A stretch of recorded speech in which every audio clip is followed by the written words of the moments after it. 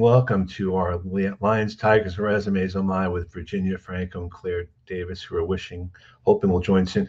Been an interesting sort of day here. Just to let you guys know, there's been issues with LinkedIn streaming today.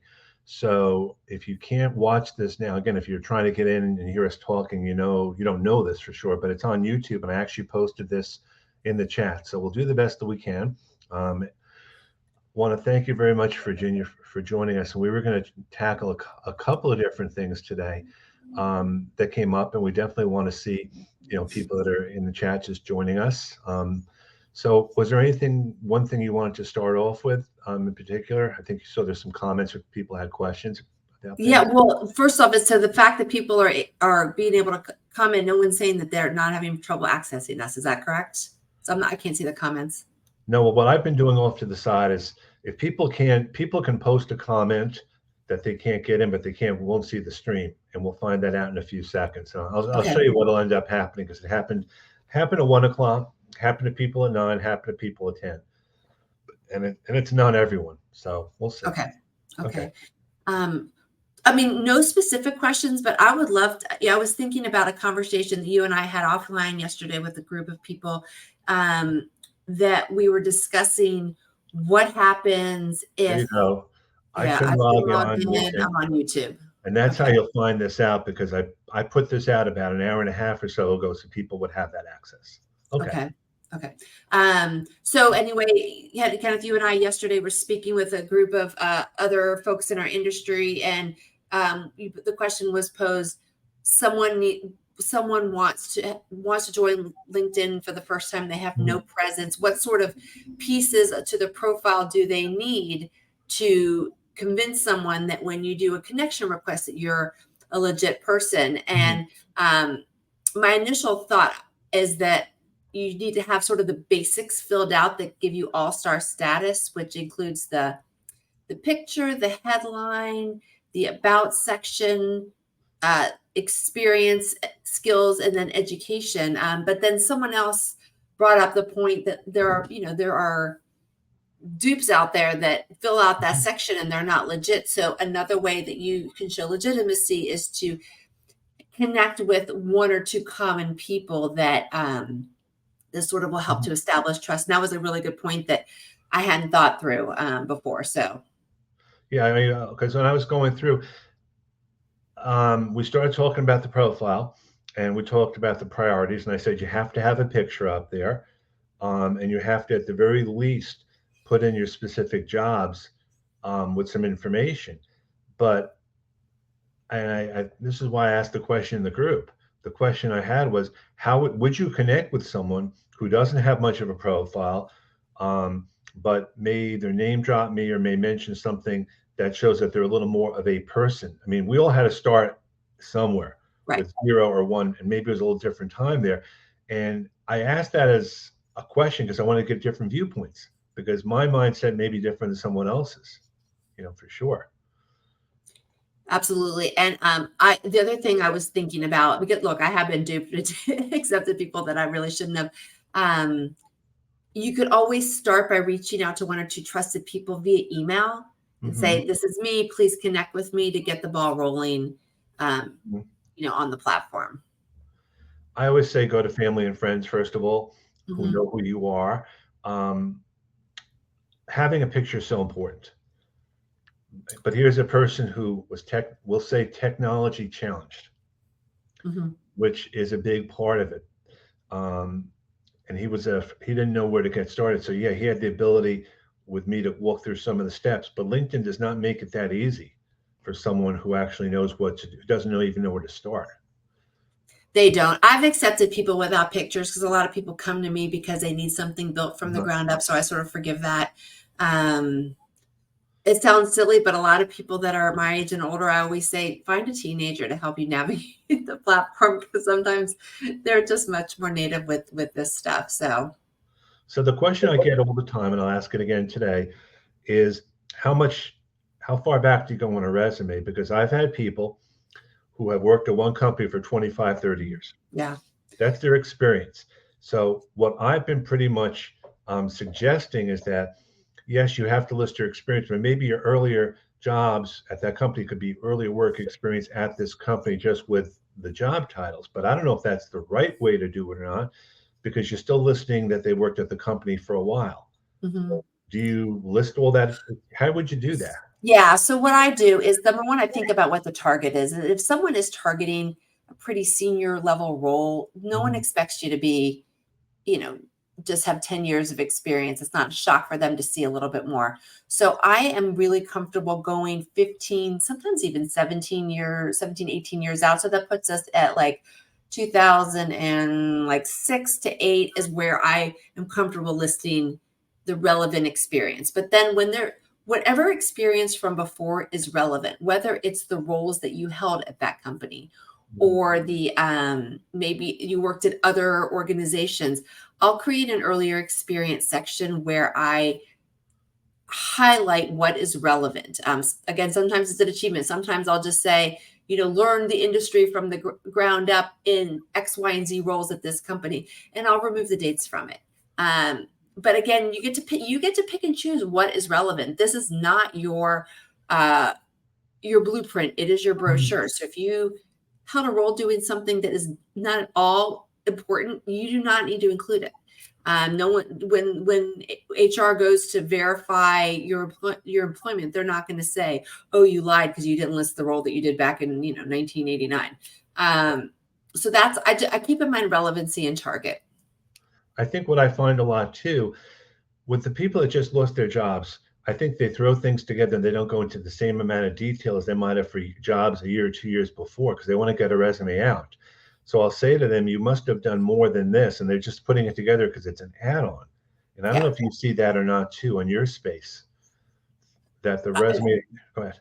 I mean, I see people in a rush always struggle with what to include, and they tend to just dump everything in the kitchen sink. Uh-huh. What I find, go ahead. Okay, and that also goes, I'm sorry, for people that list 10 bullet points for a 3-month assignment. Like, really? Yeah. So what I find helpful, and this is what I do when I walk through writing for my clients, is I say, what brought you to the role? What was the challenge laid out before you?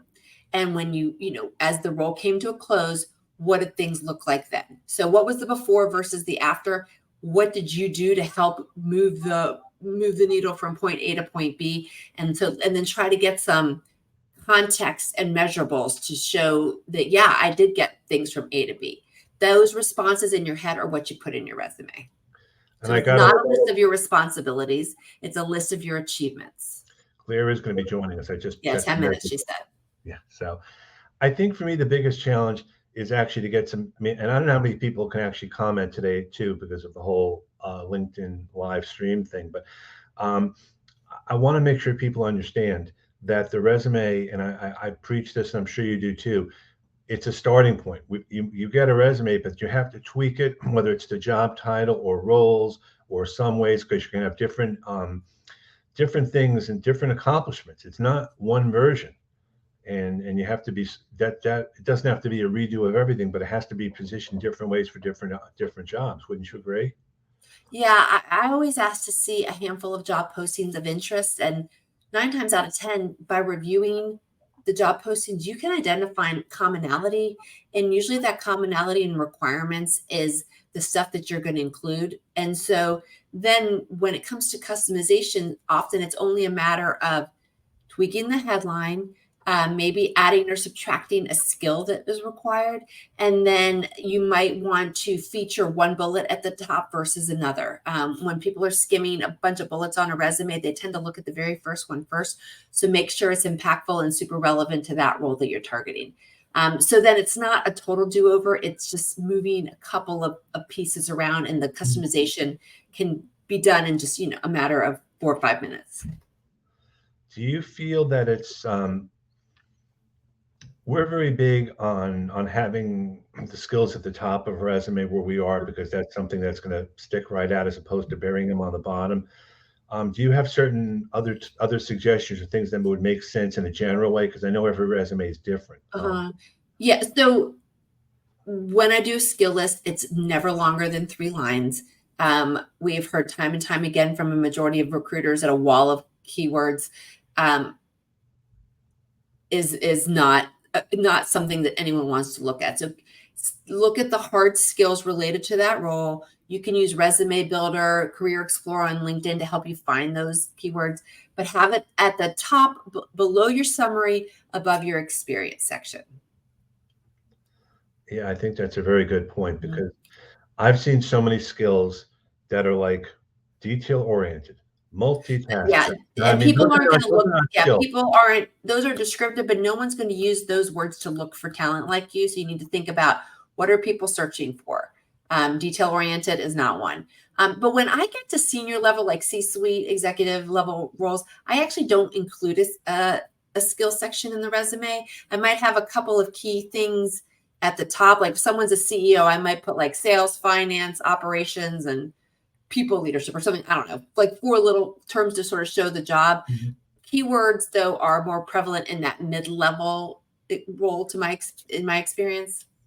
I also work with, and it goes to the question, how long should a resume be? You know, I'm working with some academic resumes now, which have a Long. much different rule of thumb. I actually did one today, was 12 pages. And I'm like, that can be the way they are with their accomplishments.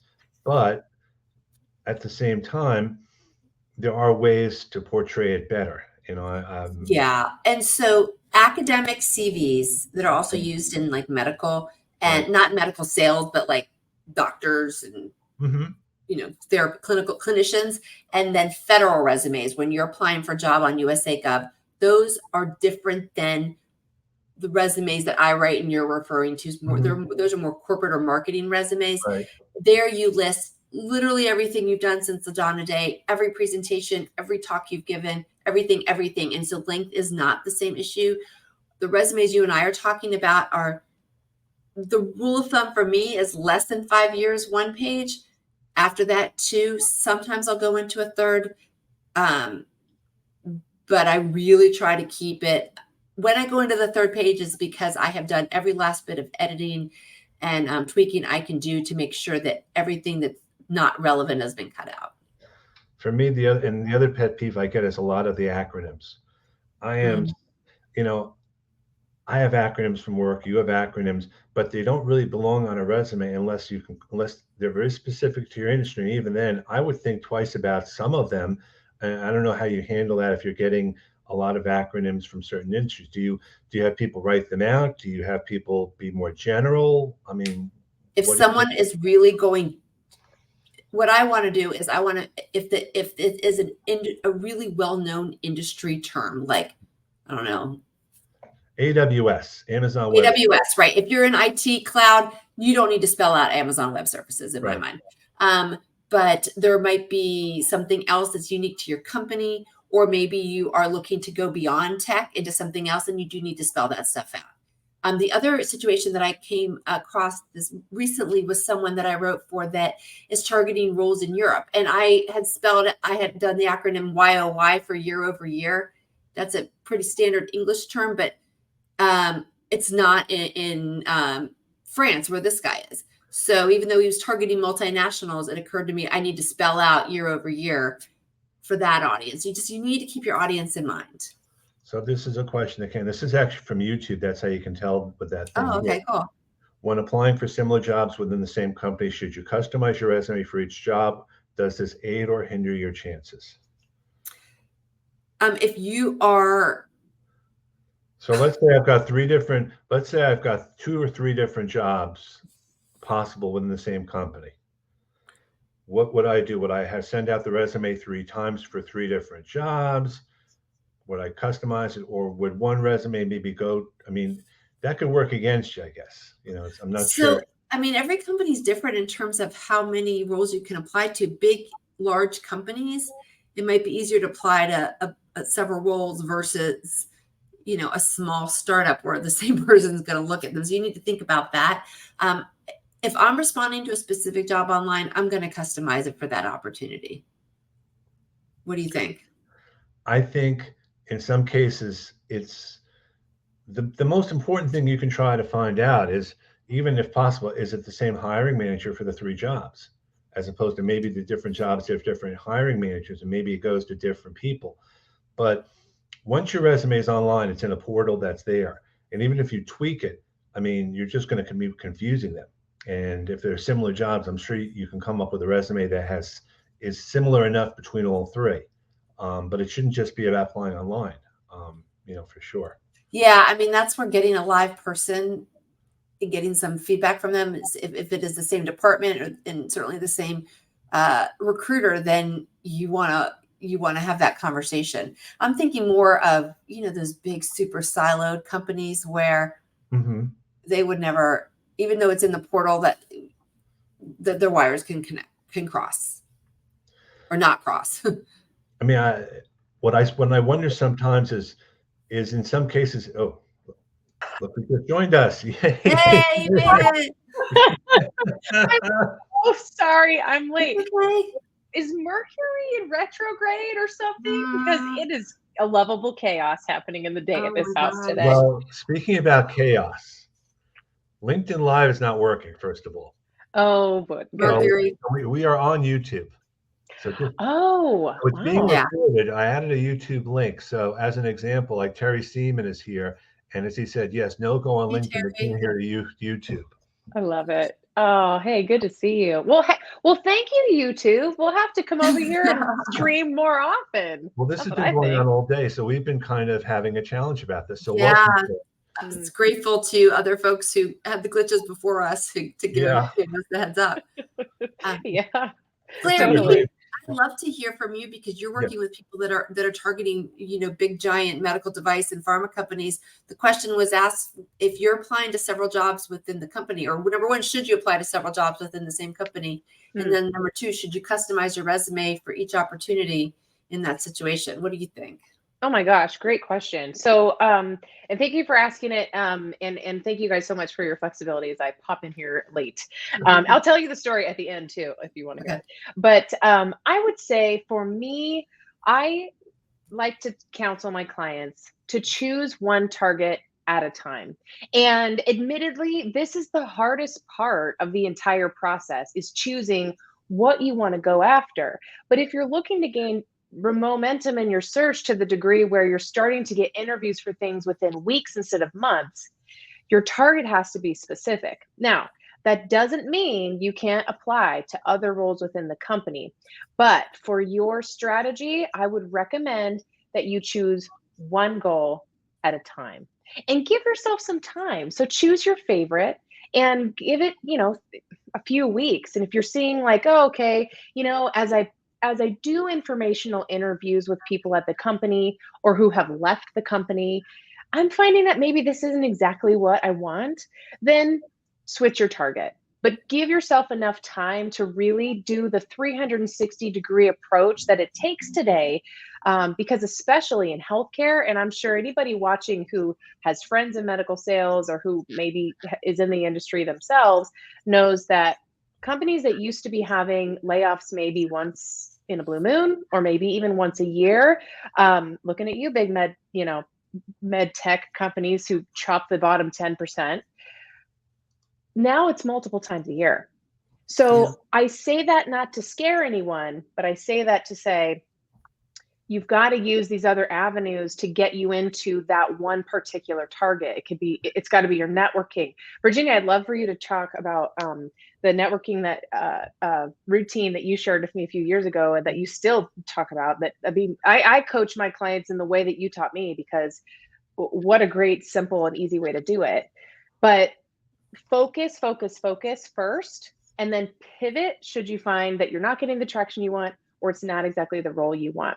What I find is if you apply to too many things in one company, they either can't quite decide what you're all about, and it also hurts your progress, because if you're looking to, really get in and get visible with people in operations, but also you also are applying to a market access job where you're trying to make sure you're on formularies and getting in with the insurance companies and coverage like those are two very, very different things. So one at a time for me is the way, and then pivot if you need to.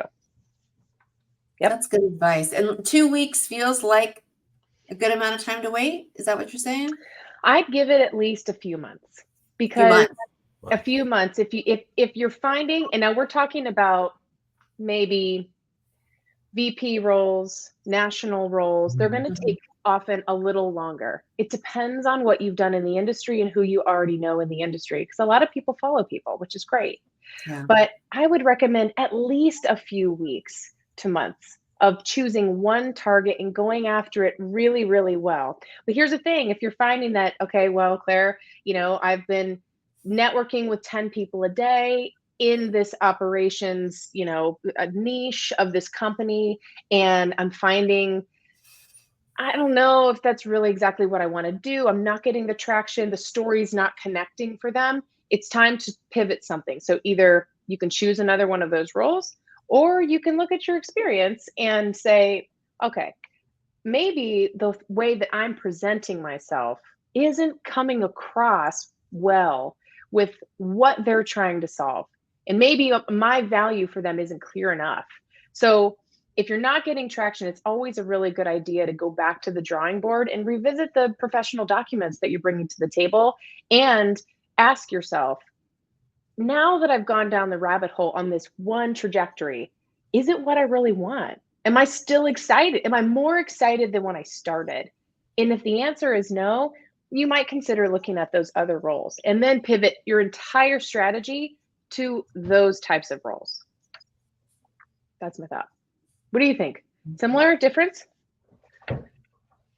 I guess, yeah, no, I think that's really good advice. And I've seen where when you're having discussions, a recruiter or a hiring manager will say, in speaking with you for this role, I have this other role that I think might be better suited for you. I've definitely seen that happen.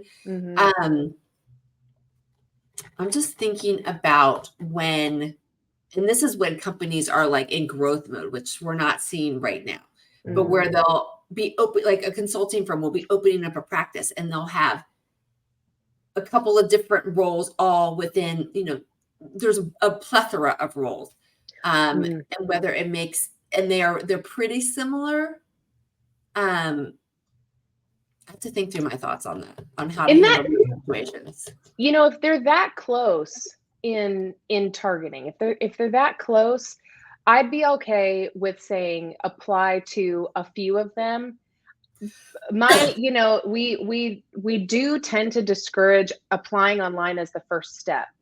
But if, like Virginia's saying, if you're like, okay, we're trying to expand in the Southeast region because we're going to be launching this new product. They're all at a similar level, these roles that are open. And hey, lo and behold, you are open to relocation, apply away, right? Like go and connect with those people in that company. In that kind of case, if things are similar in the target, then I say it would be okay to have the conversations that you can with those decision makers you can reach and express that you want that type of role. And maybe in that case, location might not be as big of a deal.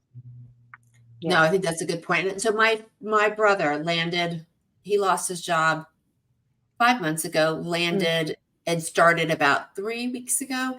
He actually got this particular job by applying online, but he was getting jobs by being, people were reaching out to him on LinkedIn. He was networking. He had a diversified job search strategy. And he had, I think with the company he ended up taking the job for, he was networking with one division, but then applied online to another division with the same company.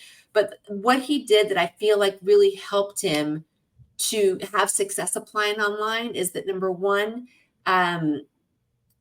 it's a niche role in a niche department. So that limits the pool, which elevated his chances. And then number two, he made sure to be connected strategically with other people in the company before he submitted online. And so that sort of establishes trust. It impacts how you show up when someone's searching for you. And so those little details, I feel like helped his resume to do better when he did apply online. Because he laid that groundwork. I suspect he had a pretty amazing career coach as well. That's free of charge. Yes, lucky man. So. Yeah, he'll pay you back. You get first dibs at Christmas dinner. Yeah. I mean, I Yeah. love the idea of the fact that you want to find people before you apply online, because especially in some cases, you could find that there are different hiring managers or different groups, even though it is a similar job, because different groups may have the same needs, but for different reasons. And you won't know that if you just apply online. So the more information you get, the better. Well, Kenneth, from your perspective on LinkedIn expertise, how do you coach folks on, if they say, you know what, I'm really great in these areas, I want to target these two differing roles. How do you coach them to write their LinkedIn profile so they are putting themselves in the best light for the role they're choosing to target? And do you have them target one at a time, or do you leave it open enough that it can be for multiple things? There's two different ways to look at it. First of all, you're marketing yourself on LinkedIn, so you want to make sure if you have certain job titles, they definitely want to be underneath your title. But you also want to use different avenues to market yourself and promote. Like your about section can mention different things that you've done, let's say within the 2 or 3 different roles. But I think the best way to go about it is to engage and find content for different that are related to the different roles. You can be like in IT, there's all different levels of IT, there's all different levels of marketing, and it's just about finding a different way to share your voice. There's no one right way to do any of this. I mean, I think the more you try and the more avenues you work off of, the better. Not everything is going to work. I mean, even when we're talking about all these things on resumes and things, every situation is different. We were talking before you got on, Claire, about someone I'm working with who has never had a LinkedIn profile. So they're starting from the beginning, literally starting from the beginning. And this is the case where they may upload a resume and use that as a starting point. But okay, I'm uploading a basic resume. I don't have a picture yet. Can I start connecting with people? Do I start engaging?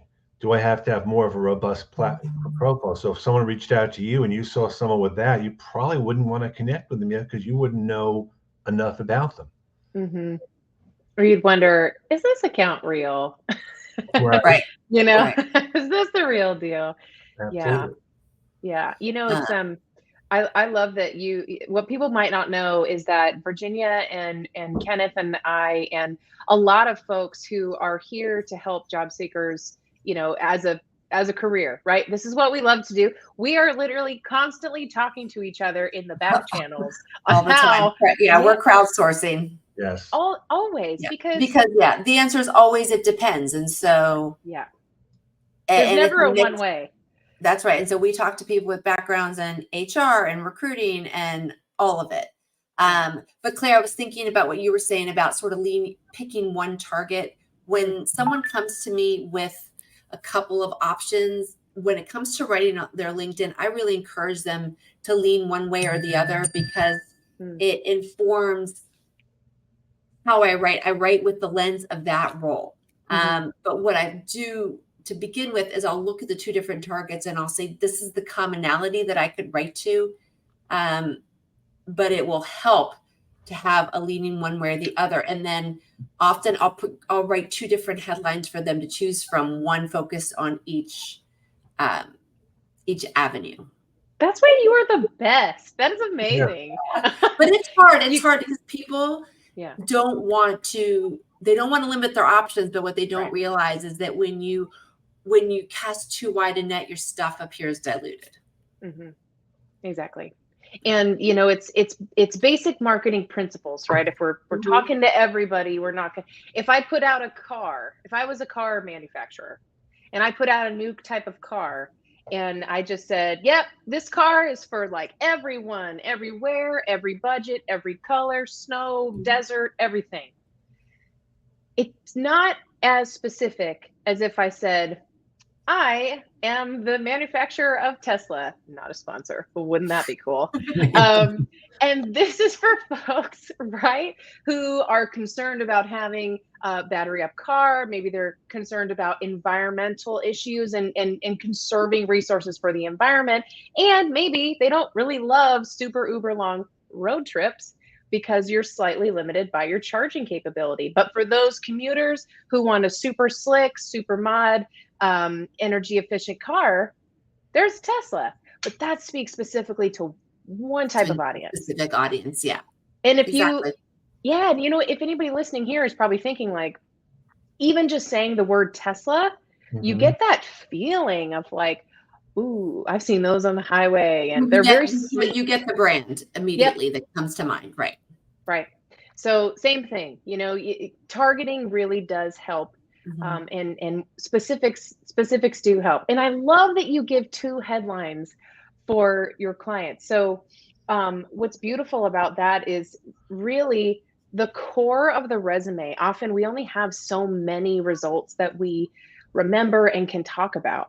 But usually there are some key areas where a few things can be updated and repositioned, and you can use the majority of your resume for targeting new roles as That's long right. as you tweak some specific areas. So people often get a little bit stressed out and think, do I really have to have a specific resume for every single job? And my answer to you is probably, or at least when you're targeting a different type of role, tweak it. Because if you can make it sound closer to your customer, what they're looking to see, the challenges they're trying to solve, all those things, it really makes a huge difference in taking you out of the candidate pool of like, here are 100 candidates, you're just another candidate, to, oh, this person is like an obvious fit. You speak Right. in our language. Yeah. Yep. Mm-hmm. You're nodding, Kenneth. Anything else you want to add? Have we beaten No, this topic? I'm just listening. I'm gonna have to drop off in a couple minutes anyway. So Okay. just to let you Are know. there, I can't see the comments. Are there any specific questions? Claire, I saw No, that there yesterday. actually are no comments. This is the only one I've seen here. I'm watching you all live. LinkedIn is Oh, giving. Oh, I yes. see. Let's see. I see older comments LinkedIn here. is Claire, like yesterday there was someone that I remember seeing in a comment that you posted. This is a question that we could tackle today. And I don't know if that person was able to join us or not, but do you remember what it was? Oh, you know what? Actually, the question was about targeting. Let me pull it up. Okay. And I know it was rather specific, so I'm so glad you mentioned that. And shoot, I hope he's watching, but if not, if you you're can not always watching, catch I the watch the replay. replay. Exactly. Yep. Okay, let me pull that post up here and let's see. Okay, so it was talking about applying to 99 jobs and not being quite as specific as you can be. And the question Did is, you find it? Because I have an example at the ready if that we could talk about while you're looking. All right, while you okay, guys are doing that, I'm just going to drop off the stream. okay. Hi, Kenneth. Bye, Kenneth. Take care. So this week I worked with someone that had been doing financial services product management for the greater part of the last 10 years. And she wanted to get back to her roots that was like environmental, social, and governance and DEI. And but she also maybe wanted to she said, well, there's that, but there's a chance I might have to go abroad. And so I might need to more lean in on the financial service stuff, but it's all been around open banking and helping entrepreneurs and small businesses, all that. So what we did was we identified the commonality of those two or three options is social impact. And so I wrote the resume with that social impact focus and showed that all of her the products that she developed leaned into ESG, they leaned into DEI, that they were financial services or fintech products. So I was sort of able to sort of tie it all up in a bow, but I did give her two headlines, one that had more of a global focus in case she has to move abroad, and one in case she doesn't. So that's yeah, great. but that's an example of two avenues. They're sort of similar, but you have to find the common threads to write the story. And we leaned in on the ESG and the not CSI, CSR. ESG. I'm getting my acronyms confused. I gotcha. It's funny. I find that, when you get somebody who says, yeah, I don't know how to tell my story. I've worked everywhere. I've had a really, interesting, twisty, turny career path. And what I find is exactly what you're talking about, is that sometimes people are drawn to roles because of the way that it makes them feel in a way that's slightly removed from the job description, right? Yeah, It's not all it's the gut. healthcare. Yeah. Yeah, so I've got a client right now. She's she would be similar to yours in the social impact. But what she loves to do is to take these models of traditional selling of healthcare and lab testing, Mhm. and she likes to make a specific impact on the community and grow her business that way. And it Yeah. comes from, and this was reflected also as we're going through her career history. You know, she started talking about how when her kids were in school, she started to develop some programs that they could do within the community so that they could get more notoriety in the area and more funding from local businesses. Okay. Wow. So I was like, well, that's interesting. Okay. And then the next thing was something else where she was connecting with cancer patients, and she gave them a platform to tell their story on these lesser known cancers, because when they did, other women weren't so afraid to come out and say, I got it and I didn't know all the resources available. Like, I'm getting chills talking about Wow. this Yeah, one. she's earned her spot in heaven. Yeah, for sure. Truly, like double wings, right? Yeah. Like double wings. But she like you said, I feel like her commitment to community impact as an avenue for growth and making a different impact on people. It's almost like, not that sales comes second, but it really kind of does, because she's using the community impact to Mhm. do well at work, right? She's got to provide for her family, but she also is deeply, deeply driven to help people. And so she uses and leverages the opportunities she can because of the company she's at, the resources that they have, to make an indelible impact on the Community. community. It's beautiful. But you're right. It's not that it's always been healthcare, but it's always been community focused. Yeah. And so if that's something that she absolutely needs to have in her next job, or it's Mhm. something that's a differentiator, you want to show that thread of being mission cause driven throughout. And Mhm. you certainly put it in the summary, and you weave it into the volunteer experience so that the reader sees the common thread throughout. Yeah. Yeah. I love it. An amazing job because we get to do this. I found the question, Oh yeah, if what you're was it? Okay. ready. All right. Okay. Now it says, from Gregory DeRosiers. So if you are here, Gregory, or if you're watching later, this one's for you. It says, hello, Claire. One quick question about resume matching for making sure I have the keywords there. When I use tools like Teal, should I match it against the full job description or only the responsibilities and requirements section? I feel like the former confuses the matching system and it doesn't know what to do unless it knows what keywords to look up. So kind of a big one there. And while I do think, Gregory, that matching keywords is a significant part of your strategy, particularly if you're also marketing yourself on LinkedIn, I would say to look at the keywords that you're finding and look at what they're asking in the job description and make sure that you're not just keyword matching, but you're really considering your experience and asking yourself, how did I do that? And while you're writing your bullet points, then you use that information to direct how you write about yourself. Because if you're here a little bit earlier in the call today, and I hope you were, the first thing that Virginia and I would probably tell you is, do your research on LinkedIn, do your research with these job descriptions, but do your best to network with people first.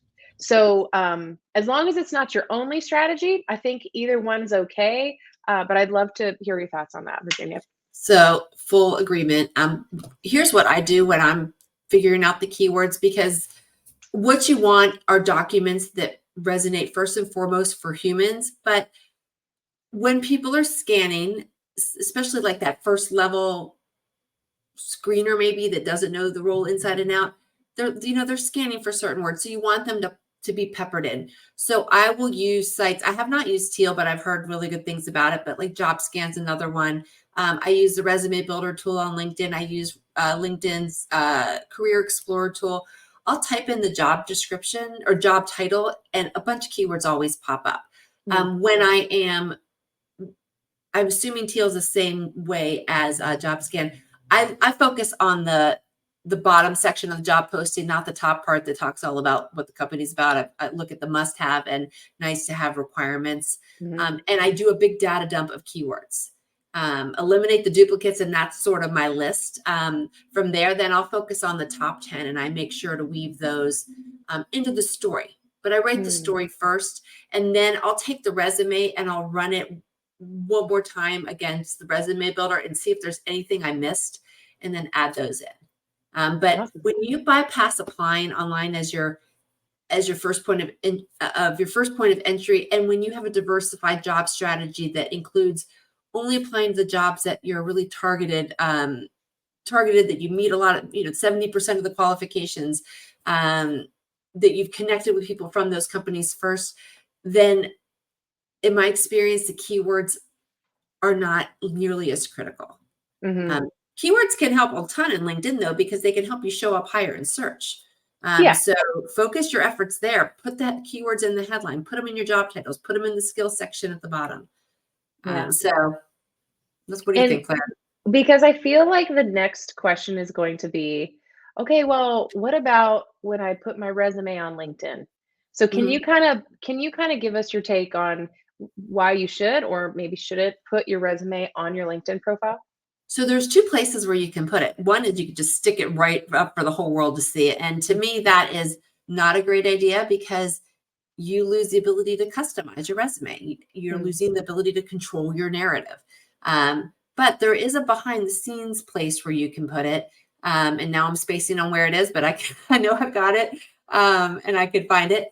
And it is for recruiters that have signed up for the platform, for LinkedIn's paid platform, to see.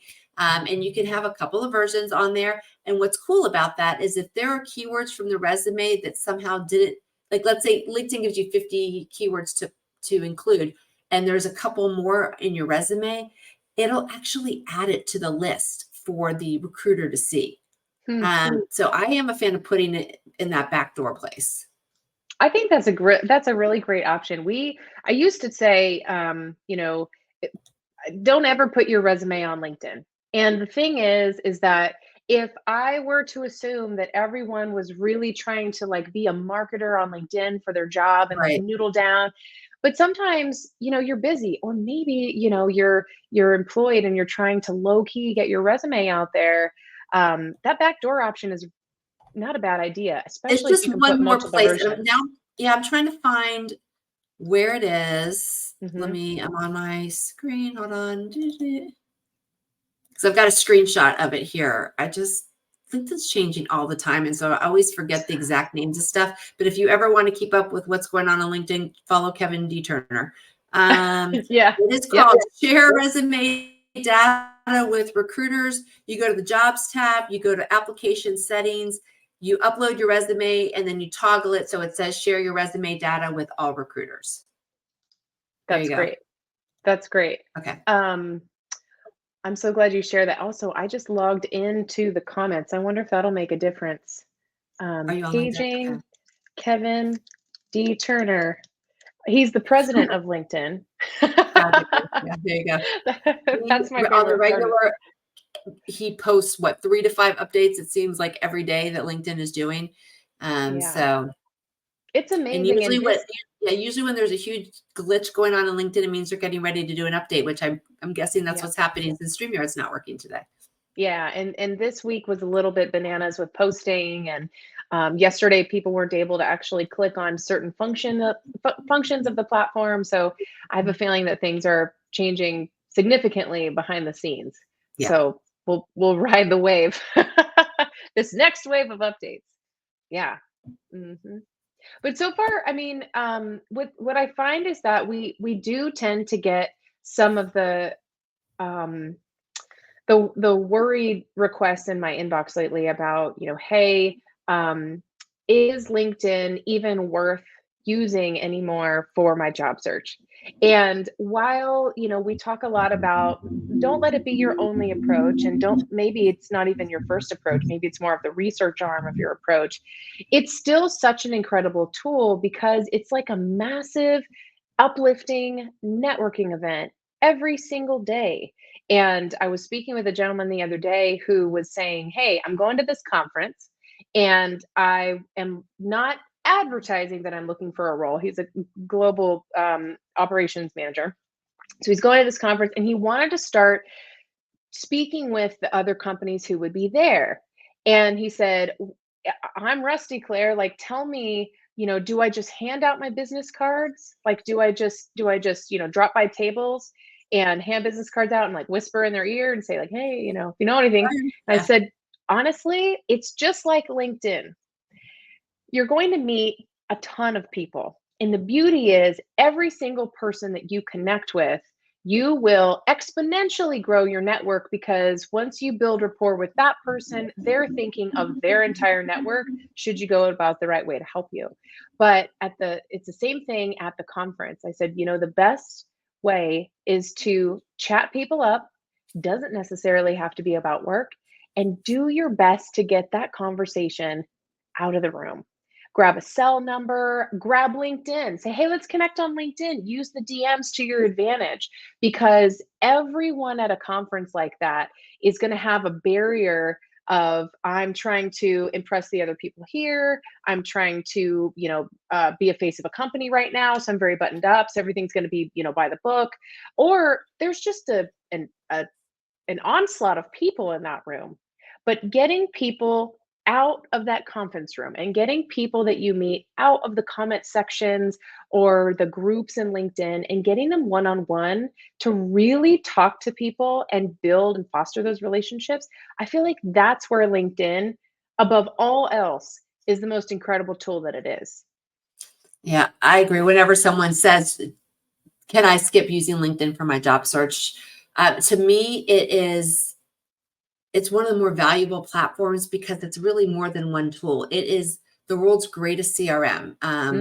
It has replaced the old style Rolodex, but you can use it the search filters are phenomenal. You can search by where someone lives, what school they went to, what former companies they work with. If you want to make a change, you can search for people that maybe held a different role. So it can help you figure out who to target. It can help you learn a ton about companies. So that's just the research side. That doesn't even tackle the conversation piece. But I agree with you. It's a great place to get conversations started, but then catapult those suckers off the platform, get them on the phone, on Zoom, in person if you can. But it is a great launching pad for that. You can search if you want to start sharing your voice on the platform and you're too nervous to start maybe posting on your own. You can comment and you can, practice getting your voice out there through comments, but you can search by posts to see who in your industry is posting. And that's a great way to start turning cold connections warm that then you can turn into official connections that then can go off the platform. Yeah. In fact, that's how Virginia and I met, was right here on LinkedIn. I know. I was trying to remember how it was, though. I know it was LinkedIn. I couldn't remember if it was just comments or what. I think I reached out to you shortly after we started our own business. And then you introduced me to some other amazing writers too, Sarah and Adrian and all of them. But yeah, it's been an incredibly helpful place for careers, for business. And even I'm trying to dip my toe in on Twitter or X now and Facebook and all, all the other ones. And there's just something about LinkedIn because it's a little more buttoned up, which means it's a little more respectful and it's a little more uplifting here. So it's a good vibe and definitely a great resource. And for people that hate social media, then LinkedIn is the place for you. It's sort of if you have to pick one, have it be that. Yeah, I'm on all of them. I really don't like any of them except for this one. But when you and I spoke, I forgot that I had given you a couple of names, but that's the strategy that you alluded to back when I call it networking in threes. Every time you speak with someone, make sure the end of your conversations, you say, can you think of 3 other people that maybe I should be speaking with? Mhm. And do that each and every time you have a conversation, and your network will grow. This is gold. Seriously, you guys, it's as simple as that, because people do generally want to help other people. Like, if there's something in us that's like, first, we're, a little bit flattered that someone asked for our help and our advice, if we've got the time. But then also, I mean, what would you say, Virginia? Are people generally pretty willing to share those 3 more names or 2 more names? Yeah, or maybe even if they say, I can't think of 3, but here's 2. Mhm. If you are specific with your ask, I am looking for this kind of role in this kind of a company, or I'm looking to speak with someone who did this, that, or the other, then people are willing to help. And you don't need everyone to be helpful. You just need a couple of people to be helpful. Mhm. Each connection inches you closer to that finish line. Yeah. And then I hopefully saw and then you can loop back with the people who suggested the names. And so it lets you to thank them and let them know how the conversation went, and it keeps things going. Oh my gosh, that is such a power tip. Following back up with the person who gave you the connection. There have been so many times where I've connected somebody and not received a message saying, and it's not that I'm looking for thanks, but I do want to make sure that they took the advice and tried it. Yeah. Because, I mean, we're not just recommending anyone, you're recommending people who are like a right fit to their problem. So do be sure, like Virginia said, to, follow up with those people who are willing to share those connections with you. Yeah. Yeah. And don't be embarrassed if it's been a long time since you've spoken with people. I know I have people reach out to me from high school that I haven't talked to in ages, and I'm happy to speak with them. I'm excited to catch up. So, for every person that says I'm not talking to you because it's been 20 years, there's a couple of us that are happy to speak with people that it's been 20 years or more than 20 years. Give us a Many chance. years. We love to chat.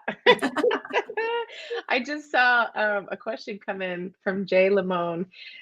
They said, how do you reconcile your resume against your LinkedIn presence? Are they the same, different, and how do you make each complementary? I'm gonna let you run with that one, Good Virginia. question. Oh, okay. Yeah.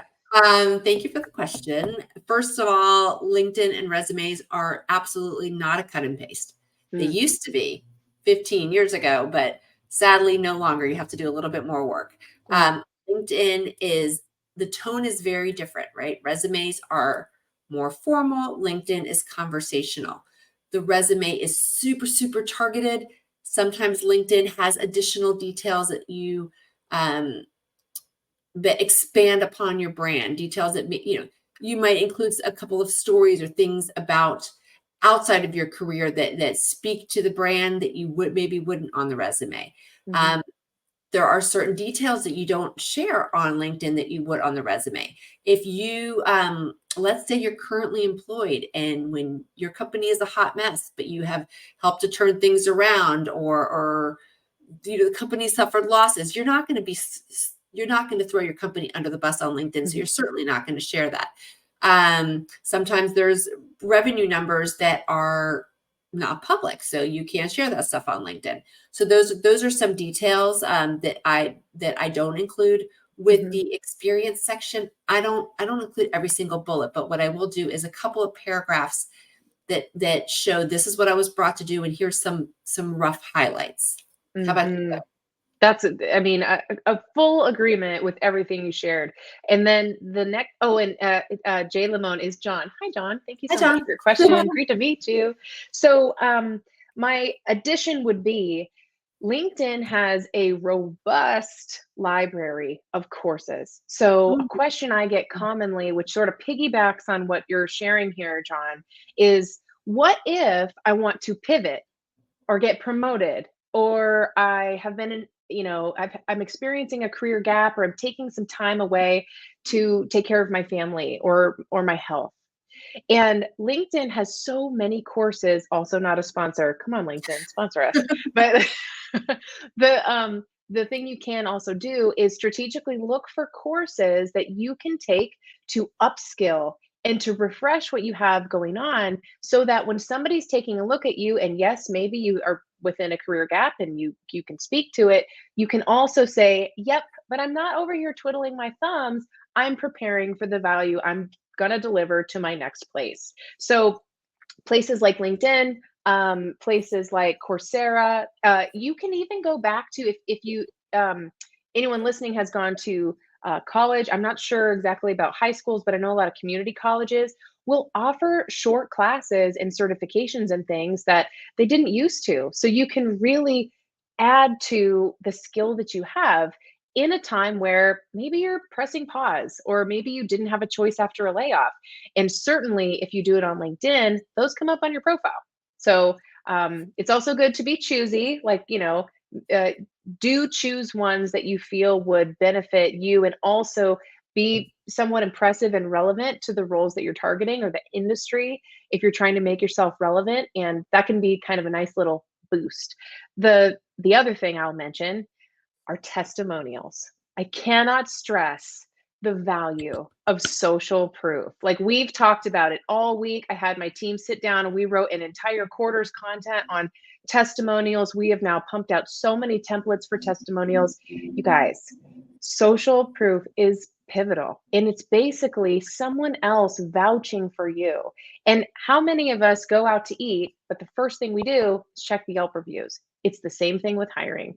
If possible, do generate some testimonials for yourself. Ask a colleague or someone you used to work with, hey, do you mind, sharing your experience of working with me? If they don't know what to say, share a template with them. Here's what I was thinking, or here's what I would love for you to highlight specifically this project that we worked on together. By the way, I would love to write you a testimonial. So when you do, just remember that when other people help you market yourself, it really does help to build the bigger brand story of how great you are to work with.